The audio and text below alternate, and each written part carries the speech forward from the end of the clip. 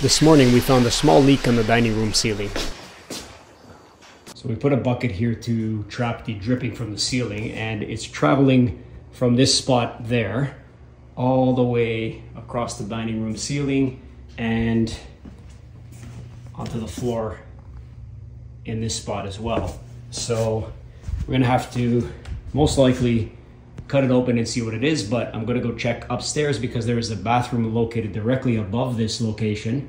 So it could be coming from there. So let's check that out first, and if not, we're gonna have to start cutting open the ceiling here.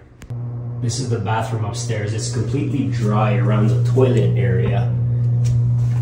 So it's probably not coming from there, or it could be in the drain that goes from the toilet to the basement.